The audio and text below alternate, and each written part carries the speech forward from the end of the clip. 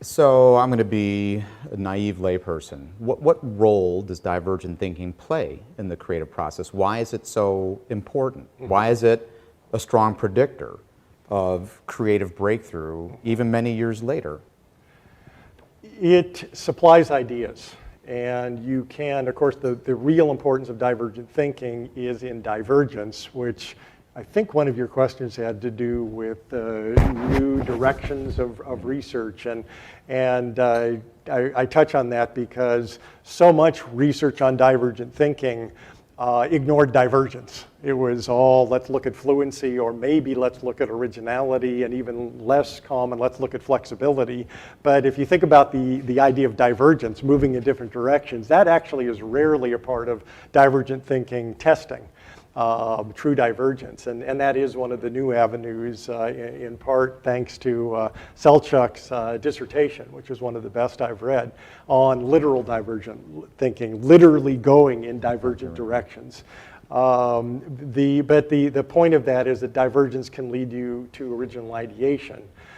And I didn't say that I believe that ideas can take all kinds of forms. I believe that ideas might be the verbal things you spew when you take a divergent thinking test, but I believe that an artist uses ideas, I think a musician uses ideas, I think a basketball player uses ideas, and they take a different form. They're different kinds of representations, but they are meaningful units of thought.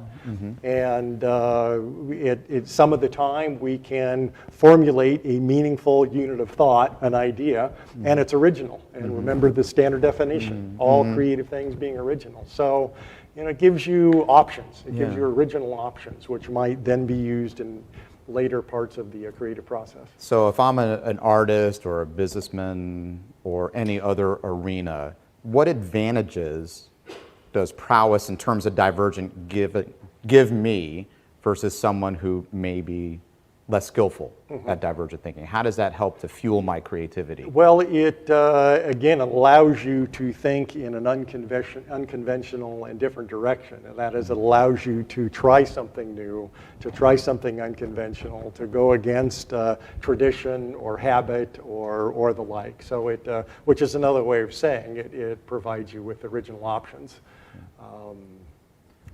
Well, that's a nice, for me, a segue into, and you alluded to it before, education.